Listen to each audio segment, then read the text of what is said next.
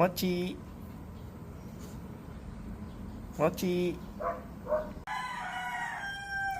Okay guys, so ito na po yung ating pinagawang seat cover dito sa ating Hyundai Kona, no. So kailangan natin tayo napakita ngayon. So ito yung maging stitching niya. Ayan. So embroidery po siya, ayan. So may pinagayaan po tayo dito, no. So kumuha ko sa Google, no, na pwede kong magamit na magiging kopya nito. So ito yung pinaka sa driver seat and then side, no. And then ito yung pinaka passenger. Ayan.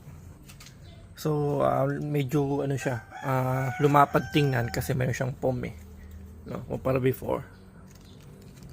Ayan. So base sa nagkabit, mayroon siyang warranty, no. Ito yung pinagano natin, yung dati nating seat cover, pero ito yung sa may front to eh. Ayan. And then meron siyang packet na dito, ayan. So yung leather niya, siya malambot siya. Tapos nung nasakyan ko siya, medyo tigto, malamig, no, kumpara before. Kaya for now, mukhang okay naman. Ayan.